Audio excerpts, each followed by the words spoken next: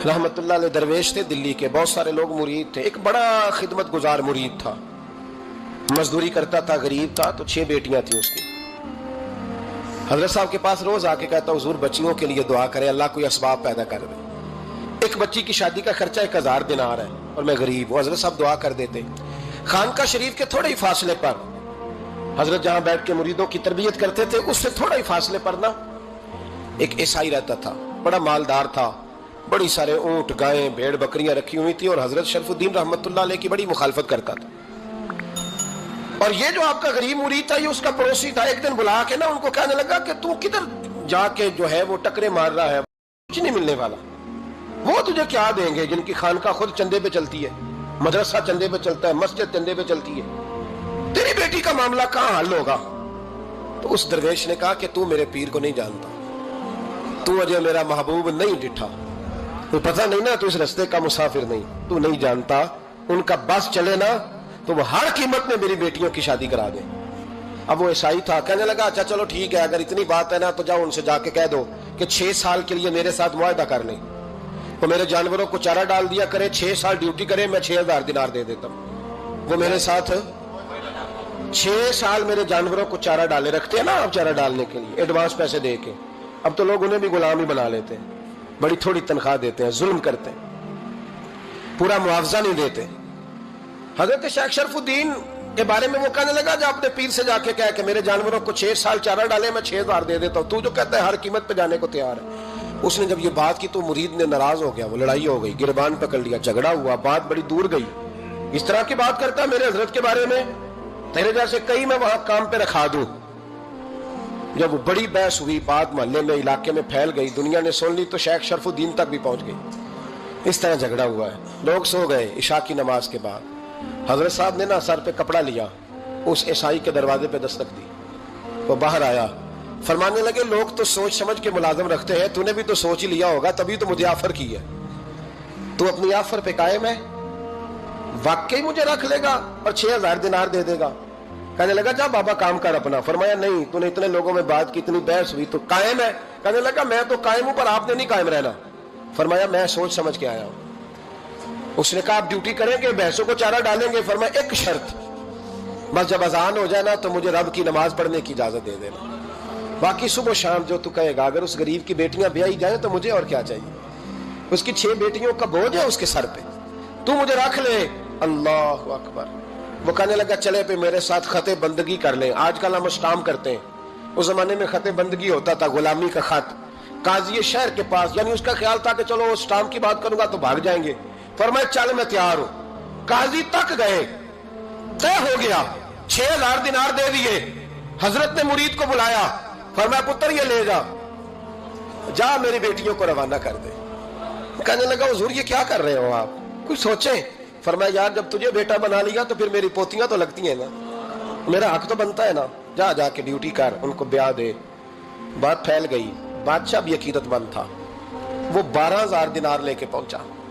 क्या बताऊं इन रब के बंदों का दिल कैसा होता है, क्या दर्द होता है, क्या रंग। 12000 दिनार लेके बादशाह आया और आके हजरत को पेश किए का हुजूर आप दें इस ईसाई को डबल दें और जाए काम करें। आप फरमाने लगे तू पैसे दे, शर्तें ना लगा, मेरा जहां दिल करेगा मैं खर्च करूंगा, मुझे तो मजा ही अब आने लगा है, अभी तो लुत्फ आ रहा है, अभी तो जायका आया है कुछ करने का, पैसे देने हैं तो दे, पाबंदी ना लगा, जहां मेरा दिल करेगा मैं। उसने कहा हुजूर ठीक है रख ले। हजरत ने फजर मस्जिद में पढ़ी, जेब में 12000 दिनार थे, ऐलान फरमाया भी किसी और की बेटी भी बैठी है तो पैसे मेरे पास है। वो 12000 दिनार भी बांट दिया और 12000 दिनार बांट के ना तो फिर चले गए खेत में चारा काटने। उस ईसाई को किसी ने बतलाया कि उनके पास तो 12000 आया है, पर तुझसे जान नहीं छुड़ाई उन्होंने। वादा ये हुआ था कि 6 देंगे तो जाएंगे, जब तक देंगे नहीं तेरे घर में काम करेंगे। वो ना चारा काट रहे थे, हजरत साहब तो वहां पहुंच गया, दूर जाके खड़ा हो गया, कहने लगा बाबा पहले तो मैंने मुसलमानों के इखलाक सुने थे, अब तो मैंने देख भी लिए, पर ये बता जब 12000 आया था जान क्यों नहीं छुड़ाई? तो हजरत चारा काटते काटते रो पड़े। फरमाने लगे तू नहीं ना जानता, ये बेटियां सांझी होती हैं, पता नहीं ना, मेरे रसूल पाक ने तो हातम ताई की बेटी के सर पे कपड़ा रख के कहा था बेटियां बराबर होती हैं, तो ये नहीं पता जब उसकी 6 बेटियों की शादी हुई है میرے اندر روحانیت کتنی بڑی ہے. فرمایا پھر 12,000 آیا ہے تو 2-4 بچیاں پھر گئی ہیں. مجھے نہیں پتا میں اندر سے راضی کتنا ہوں. میں تیری نوکری کرتا رہوں گا, پتہ نہیں اللہ کتنی بیٹیوں کو بیاہ دے گا. اتنا رویا وہ عیسائی کے پیروں میں بیٹھ گیا, کہنے لگا بابا میں نے تیری مخالفت کی ہے پر تیرے قریب آ کے پتہ چلا ہے کہ تو بہت اونچے اخلاق کا مالک ہے, اور اگر تیرا یہ مقام ہے تو تجھے اخلاق سکھانے والے محمد عربی کی شان کتنی ہوگی. ظالم کی بولیے جاتے نہیں لوگ جھوٹے گواہ بن کے. وکیل صاحب کو نہیں پتا ہوتا کہ یہ بندہ مجرم ہے جو میرے پاس آیا. کیا مجرموں کے وکیل نہیں ہوتے؟ بولے تو اس کو پتا نہیں ہوتا وکیل صاحب کو کہ یہ صاحب مجرم ہے, میرے پاس مقدمہ لے کے آئے. اور اگر بے ادبی نہ ہو جائے تو میرا خیال ہے قاضی عدالت کو بھی پتا ہوتا ہے کہ مجرم کون ہے اور مظلوم. میرے نبی پاک صلی اللہ علیہ وسلم نے اس قدر زیادہ سختی فرمائی اس مسئلے میں. فرمایا جس کو پتا تھا کہ فلاں آدمی ظالم ہے, ظلم کر رہا, پھر وہ ظالم کا گواہ بنا یا اس نے ظالم کی مدد کی, کتنی کی؟ شارحین لکھتے ہیں چاہے اس نے ایک جملہ بول کے کی, چاہے ایک, سارے بولیے, چاہے ایک غریب کو اس نے ظلم کیا تو کہتے ہیں لاج یہ ایسی, چاہے ایک جملہ بول کے کی. شارحین اس حدیث کی شرح میں لکھتے ہیں ایک جملہ بول کے چاہے مدد کی. جس بندے نے کسی ظالم کی مدد کی کسی مقدمے میں یا کسی صورت میں اور اسے پتا تھا یہ ظالم ہے, میرے نبی پاک صلی اللہ تعالیٰ علیہ وسلم فرماتے ہیں اگر اس نے مدد کی, ابھی ظالم کی بات نہیں ہو رہی, ظالم کے مددگار کی بات ہو رہی, اگر کسی نے ظالم کی مدد کی تو حضور فرماتے ہیں خدا بھی اس سے بری و ذمہ ہے, رسول بھی اس سے بری و ذمہ ہے. سنبھال کے رکھے اپنی نمازیں, قربانیاں, حج, زکوٰۃ سنبھال کے رکھے. اگر ظالموں کا مددگار ہے, الیکشن آ لینے دے, آپ کو نظر آ جائے گا کون کون ظالموں کا مددگار ہے, نظر آ جائے گا. اپنی جیب سے لوگ پیسے دے کے ظالموں کی مدد کریں گے, ان کے فلیکس چھپوائیں گے, بورڈ لگوائیں گے, جیبوں سے پیسے دے کے. ہم نے خود آگ لگائی ہے چمن میں اپنے, بے سبب گردشی ایام کو الزام نہ دو, ہم نے خود نور کا ظلمت سے کیا ہے سودا, کر کے توہین سحر شام کو الزام نہ دو. ظالموں کے مددگار میدان میں آ گئے, یہ چھوٹا لفظ نہیں. میرے حبیب پاک صلی اللہ علیہ وسلم نے فرمایا جو ظالم کا مددگار ہے سن لے, سن لے, جو سجن کے ساتھ کچہری جاتا ہے وہ یاد رکھے, جو دوست کا گواہ بنتا ہے وہ یاد رکھے, جو کہتا ہے میں مانگی گیا تھا, مجھے بلایا گیا تھا قبضہ چھڑانے کے لیے کسی غریب بیوہ کی جائیداد پہ, کب وہ سن لے تو مدد کر کے نہیں آیا, تو خدا کے ذمے سے نکل گیا ہے. رسول پاک نے فرمایا تیرا میرا تعلق ختم ہو گیا, تو ظالم کا مددگار ہو گیا. پھر تو کہتا میں بے چین ہوں, میں بے قرار ہوں, میں آزمائش کا شکار ہوں. پلٹ کے دیکھ تو صحیح تیرا گناہ کتنا بڑا ہے. میرے نبی پاک صلی اللہ علیہ وسلم کا ایک اور فرمان سن لیں, ابن ماجہ ابو داؤد میں موجود ہے. اس حدیث کو آپ نے یاد کر لینا ہے, کر لیں گے انشاءاللہ, سارے کہیے انشاءاللہ. حضور صلی اللہ علیہ وسلم نے فرمایا اگر تو ظالم کی مدد کرے گا نا, یہ لفظ دل کی تختی پہ لکھ لینا, یہ مکافات عمل ہے, مکافات عمل دنیا, ادھر کرو گے تو ادھر بھرو گے. فرمایا اگر تو کسی ظالم کی مدد کرے گا, سن لے حضور کا فرمان ہے, اگر تو ابن ماجہ ابو داؤد سیاہ میں موجود ہے, فرمایا اگر تو کسی ظالم کی مدد کرے گا تو رب تعالیٰ مرنے سے پہلے تیرے اوپر بھی ظالم کو مسلط کر دے گا. تیرے اوپر بھی ایک دفعہ ظلم ضرور ہوگا اگر تو ظالم کی, وہ کسی صورت میں بھی ہو سکتا ہے, کسی صورت میں تیرا بیٹا ہی اٹھ کے ظلم کر دے گا, تو الجھ جائے گا, کسی نہ کسی جگہ تیرے لیے تباہی کا سامان ہوگا, تیرے اوپر ظلم ہوگا, اس لیے کہ تو ظالموں کا مددگار ہے. چاہیے یہ تھا کہ تو مظلوم کی مدد کرتا, انسانی ایمانی یقین کا فریضہ سر انجام دیتا, تو ظالموں کا مددگار ہو گیا. ٹٹول کے دیکھ لیں, رزلٹ نکال کے دیکھ لیں, ہمارے زمانے میں ظالموں کے مددگار زیادہ ہیں.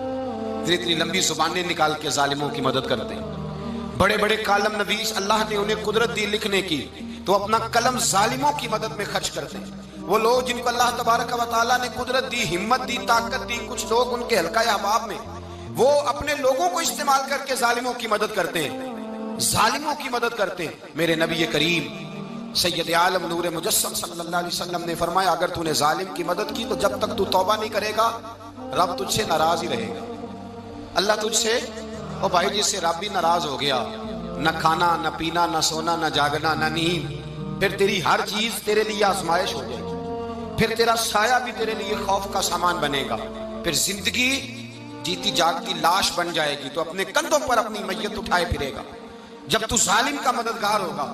اور نبی پاک صلی اللہ علیہ وسلم نے فرمایا ظالموں کا مددگار بھی ظالم ہوتا ہے, ظالموں کا مددگار بھی, سارے بولے ظالموں کا مددگار بھی نہیں، کو نہیں، آپ سارے نہیں بول، ایک دفعہ بولے ظالموں کا مددگار بھی، پکی بات ہے، ظالموں کا مددگار بھی اللہ اکبر، جس کا یارانہ ہو، جس کا دوستانہ ہو، جو کہے میں نے نا اس کو اوکھے ویلے کے لیے ظالم کو یاد رکھا ہوا ہے۔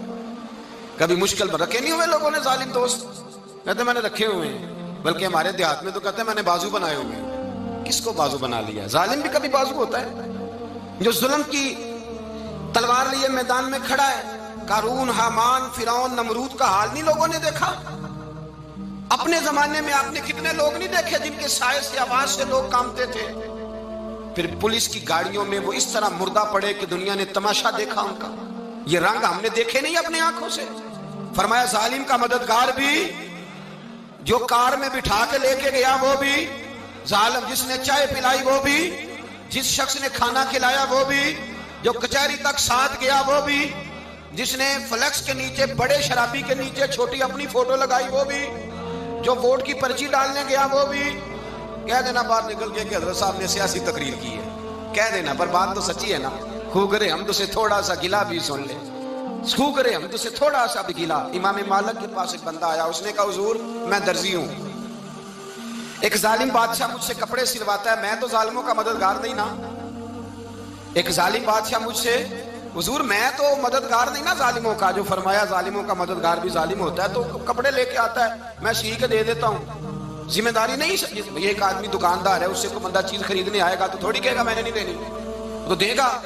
کوئی بندہ اگر کسی شخص سے کوئی کام کہتا ہے جو اس کی فیلڈ ہے، اس کا شعبہ ہے، اس کا معاش کا وہ سلسلہ ہے، کہتے ہیں یا رسول اللہ صلی اللہ علیہ وسلم ظالموں کا مددگار بھی ظالم، حضور نے فرما دیا۔ تو امام مالک سے بندے نے مسئلہ پوچھا، دل کی تختی پہ لکھنے والی باتیں ہیں، کہا حضور میں درزی ہوں، ظالم کپڑے سلواتے ہیں، میں تو مددگار نہیں نا۔ امام صاحب کہنے لگے نہیں، مددگار تو وہ ہوگا جو تجھے سوئی دھاگا فراہم کرے گا، تو تو پورے کپڑے سی کے دیتا ہے، تو خود بہت بڑا ظالم ہے، تو پورے سوٹ سی کے دیتا ہے، تو بہت بڑا ظالم خود ہے۔ مددگار تو وہ ہوگا جو تجھے دھاگا دے گا، جو تجھے بٹن دے گا، جو تجھے نلکی دے گا۔ جو ظالم سے اتنی نفرت، ظلم کر کے بندہ ہے، یہاں تو ہمارے زمانے میں ہیرو بن جاتے ہیں لوگ، ظالم ہیرو ہے، لوگ اس سے ڈرتے پھرتے ہیں، گھومتے پھرتے ہیں، اور بہت سارے کم مزاج لوگ اس کے پیچھے ہاتھ باندھ کے پھرتے ہیں۔ ظالموں کی مدد کرنا، ظالموں کے ساتھ رہنا، یہ ظلم ہے، ظلم، یہ زیادتی ہے۔ میرے نبی پاک صلی اللہ تعالی علیہ وآلہ وسلم نے ارشاد فرمایا، یاد رکھو رب فرماتا ہے میں مظلوم کی مدد ضرور کروں گا، چاہے جلدی کروں چاہے دیر سے کروں، میں مظلوم کی مدد۔ اور حضور صلی اللہ علیہ وسلم نے فرمایا ہے، حضرت معاذ بن جبل کہتے ہیں حضور نے مجھے یمن کا گورنر بنایا، جب میں جانے لگا نا تو حضور نے بڑی نصیحتیں کی، بخاری میں موجود ہے، فرماتے ہیں جب میں پلٹنے لگا تو میرے رسول نے فرمایا معاذ ایک منٹ ٹھہر جا، ایک بات میری یاد رکھنا، اس کو نہ بھولنا۔ کہا حضور کیا؟ فرمایا دیکھنا کسی پہ ظلم نہ کر بیٹھنا، کہیں تجھ سے زیادتی نہ ہو جائے۔ محبوبہ پھر حضور نے فرمایا سن میرے معاذ، میں تجھے گورنر بنا رہا ہوں، زیادتی نہ کر بیٹھنا۔ یا رسول اللہ صلی اللہ علیہ وسلم کیا ہوتا ہے؟ تو میرے کریم نے فرمایا جب مظلوم دعا کے لیے ہاتھ اٹھاتا ہے تو عرش کا مالک کہتا ہے فرشتوں پیچھے ہٹ جاؤ، عرش کا مالک کہتا ہے فرشتوں پیچھے ہٹ جاؤ۔